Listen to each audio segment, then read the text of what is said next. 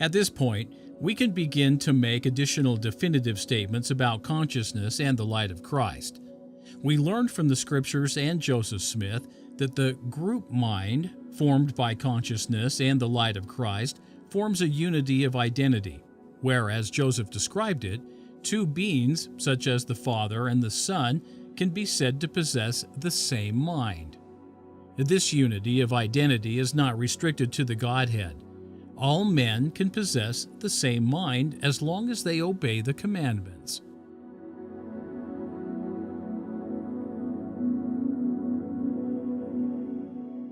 Now, reinforcing the idea of the unity of identity is the notion that all men can, like the Son, be transformed into the same image or likeness of the Father.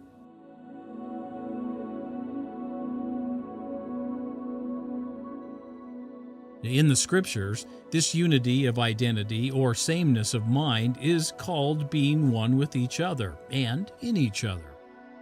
The principle can be formulated in this manner.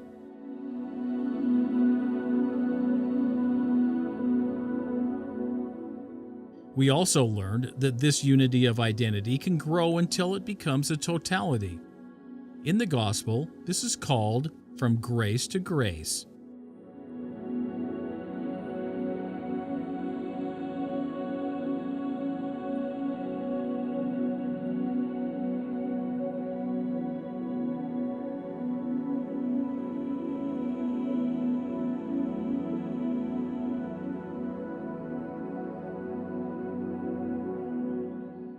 The principle of progressive advancement is as follows.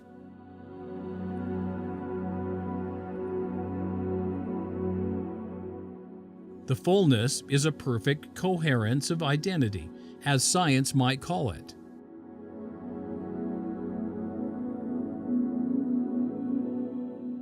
It is one thing to say that conscious beings can reach a totality of unity and identity, that is, having the same mind, or that they can be in each other and have a fullness of mind, glory, and power.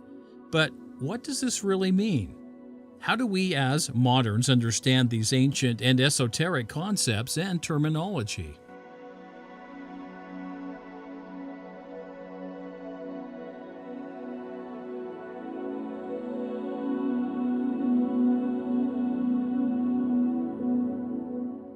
Of course, these concepts cannot entirely be understood within the materialism of modern science, nor do the terms used in Scripture or by Joseph Smith, for that matter, have exact counterparts in our modern scientific lexicon.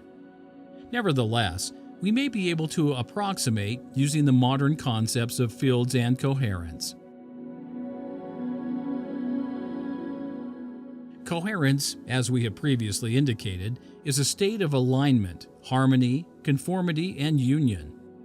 If we apply these synonyms to the mind, the intelligence of man or the light of Christ, then we see the following. When mind A is in perfect alignment, harmony, conformity, or union with mind B, that is, in perfect coherence, then mind A equals mind B. They become the same mind.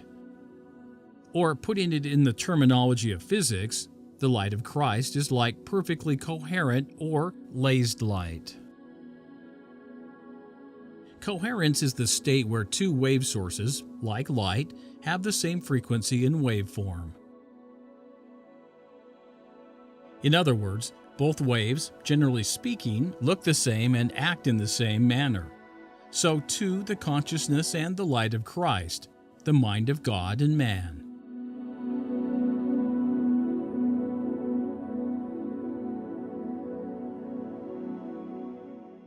Now we must reiterate here that the light of Christ is visible light and, therefore, can become coherent like visible light.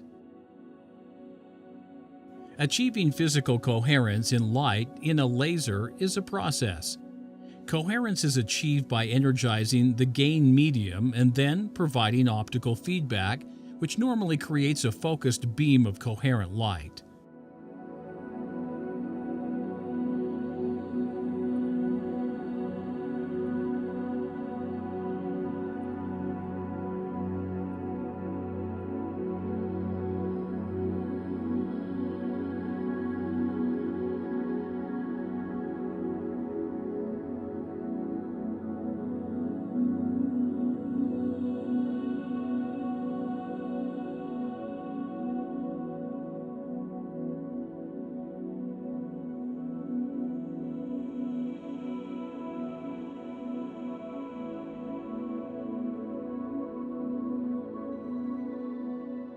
The light of Christ works in an analogous fashion. Physical technology is not required, but individual conscious beings must align themselves with the members of the Godhead and the moral structure of the universe, as photons must align themselves with other photons and the design of the cavity. This is done by obeying the commandments of Jesus Christ.